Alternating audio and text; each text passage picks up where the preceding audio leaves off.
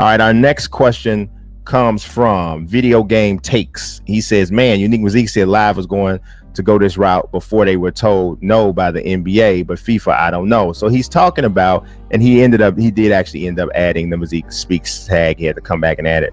So what he's talking about is going, whether or not FIFA or Live are going to go free to play. That's pretty much what he's talking about here. And so here's the thing. I really feel like free to play is one of those things that is inevitable, right? It's going to happen at some point. It just feels like, at least for some of the more struggling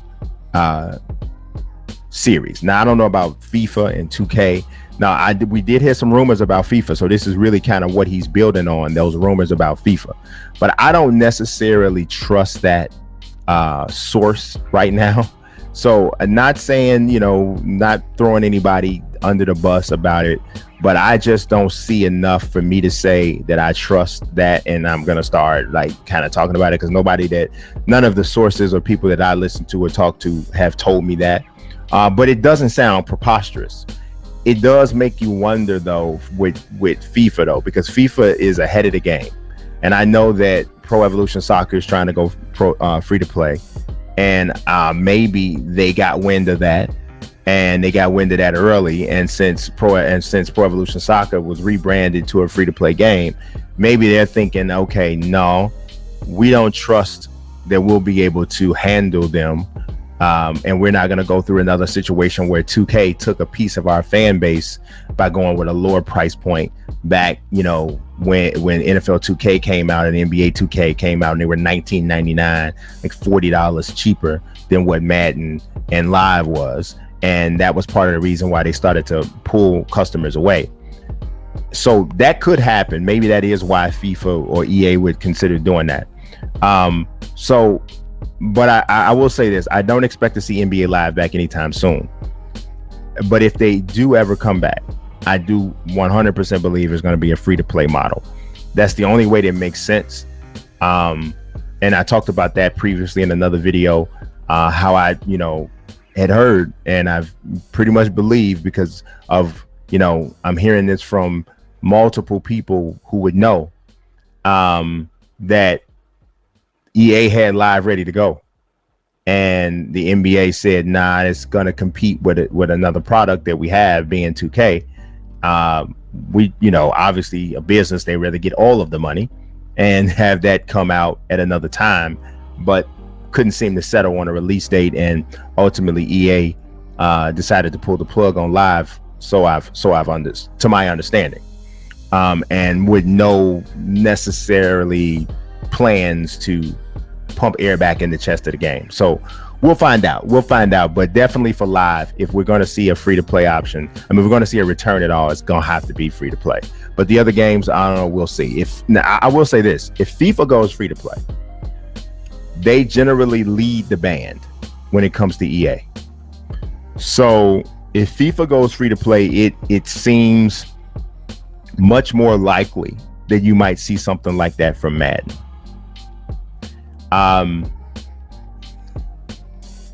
I would expect microtransactions to be heavier at that point, because they're going to want some level of compensation for what they be giving up in actual annual sales of the game, or there will be some larger version of the game still available for purchase.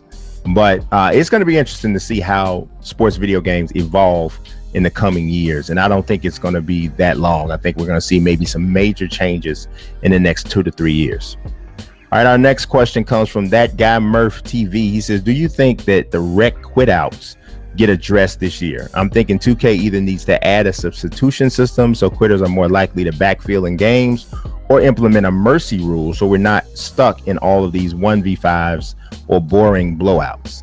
I think this is a really interesting question and a really interesting just situation, right? And so I got a lot to say about this, to be honest. One of the things, first and foremost, I am very much a proponent of mercy rule. And I know there's a lot of people like me that are like, I don't never quit.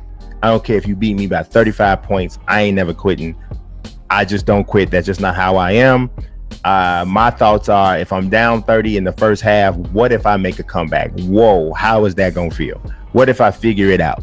And even if I come back and if I could just get it within 5, like that'll feel like some level of a victory for me. That's just kind of the way I think. Even when I coach kids playing basketball, and I remember there was times where I was coaching juniors team and we were so young, like we were 4th and 5th. I had 4th and 5th graders playing against 6th, 7th, and 8th graders a lot of times because our school was small and we couldn't put a squad on the floor where we might have had like 2 or 3 7th and 8th graders. They wanted to play basketball in the school. And so that, because it was very early in the program process. And one of my things as a coach is I would create these games within a game. I tell them in a second, forget the scoreboard. It's 0-0. Don't worry about it. We're going to win this quarter. We got to win this quarter, or something to that effect. You keep cutting it in these bites. So I literally played a video game. I play games the same way. That's why I don't quit. But I do understand this. It's about mutual enjoyment, right? And so if a player who's playing me is destroying me like that, and I don't get beat like this bad in probably most any game, really, just really very rarely will I get just destroyed, right? But if I do, the other person on the other end of that blowout doesn't really want to sit there for the full 40 minutes. They've already beaten me in their mind, right? So my thought is you give them an objective to go after, and then you give me an objective as the person who's getting smashed in that scenario of something I got to prevent. So the mercy rule can scale, right? So I think you should at least play a quarter, no matter what. So mercy rule should kick in like in the second quarter or maybe at halftime. If you're down by 30 at half, then should be maybe mercy rule kicks in. Anything less than 30, game keeps going. In the third quarter, it drops. The requisite amount drops. If you're down by 20 or 25 in the third quarter, mercy rule kicks in. In the fourth quarter, if you down by 20, or so maybe it's 25 in the third quarter, if you're down by 20 in the fourth quarter, mercy rule kicks in. It's a wrap. Game's over. Because 9.9 times out of 10, if you down 20 points in the fourth quarter of an online game, and I'm talking about 2K, it's a wrap. You're not coming back. We're talking about like 6-minute quarters if we're playing my team or whatever. And even if you're playing rec or pro-am, same type of situation, right? So I'm all for that. So I do think that that's something that needs to be implemented into the game. Second point about mercy rules, it's a bragging rights thing, right? If you you can make a video or you can talk about the fact that you beat somebody by 45 points and you stayed there for the whole time.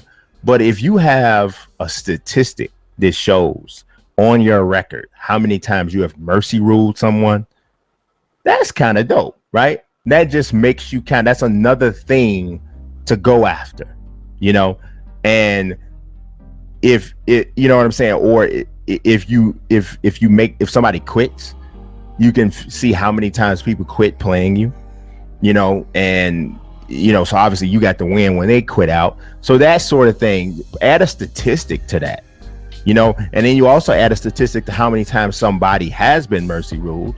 You add another statistic to how many times people have quit when they're losing. So I feel like that's quitting while you're losing is a shameful stat. Getting mercy rules not really shameful. You tried, you just got smashed. It just is what it is. You did your best. You just got punched in the mouth. But quitting to me that's the shameful thing. So I think like the game should kind of save us people, the people like me who won't quit. The game should kind of save us from ourselves, and it should also save our opponents from us, because we're not gonna quit. So the game needs a mercy rule to make sure that goes in. The other thing that kind of goes in hand with the whole quitting kind of thing, when I'm blowing somebody out, I hate it when they quit. And that's, my thing is, well, it depends. in MLB The Show, I don't hate it when they quit. Reason why, and it really doesn't have anything to do with the length of the game, because the MLB The Show does it the best way in terms of online. When somebody quits, it sends you directly to the box score. You see everything that happened up to that point, I can see. Now, I do hate it in MLB The Show when people quit in Diamond Dynasty. If I'm going for an objective or a challenge that requires me to get like a save, because you can't get a save or a win. Well, you can get a win, but you can't get a save in an MLB game if the game doesn't actually come to the end. If somebody quits, you're taking that ability away from me. So a few times this year, the show has had an objective where you needed to get a save to get this XP. Now, obviously, the show lets you get XP in just about everything you do on the game, pretty much everything you do on the game. So it's not that big of a deal, but you should never have a challenge attached to something that another user quitting can steal from me, right? So that gets me back to something that I don't like about 2K in terms of people quitting. So year before last, I think it was, I don't know if it was 20 or 19. I played a gang load of my team, right? And I got pretty good, had a solid team, really good team. And I mean, sometimes I would just destroy people. I'd be beating people.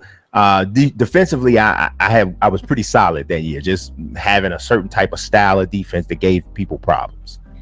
So you combine some defense that forces turnovers and with some bunch of guys that can shoot. Yeah, that's how you get a blowout in 2K, right? So there would be times that I've had these blowouts.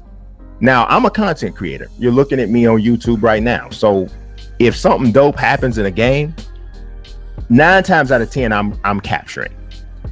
And I know content creators are a small percentage of, these gaming communities, but they're a very significant percentage, because in many times they're the people who provide the free advertising for these games when you post videos about them, talking about them and all of those different things. And when somebody quits, I can't look at my stats. I can't look at like a replay. They'll immediately take me out of the game in 2K. And that sucks to me. Like, I feel like because this person quit, some aspect of my experience was altered. Now, obviously, I can't, I look at it like this. Back in the day, when you played Madden online, if somebody quit, they gave you an option to finish the game against the CPU. 2K, to a degree, does that. If you're playing like Rec, you have the AI player because people start falling out or getting booted or whatever. You get people, graded out and whatever the reason, a couple different ways that it can happen. But I would suggest, or I think that you should have the option. It shouldn't automatically do that, but you should have the option. Do you want to finish this game against the CPU? And obviously, a lot of people would probably be like, no, I don't. A lot of people would say that. But some people, depending on what you were doing, say, for instance, I needed a clip from that game because something happened and I wasn't, maybe I wasn't capturing or whatever the case, or I needed it to just finish out the whole video concept. I would probably go ahead and finish against the CPU just to finish. So, or what if I'm doing something where I'm doing a challenge, like in my team, where you have to score a certain amount of points with a player to level them up, or even in MLB The Show when you're trying to parallel a character, or you're trying to hit an XP challenge with a guy, and this person quitting took that away from you. So to me, I feel like the quitting thing, you got to give us an opportunity to finish that game against the CPU if we want to. If we don't, we can go ahead and move on. But yeah, that's just something I felt for a while, and that question kind of made me think about that a bit.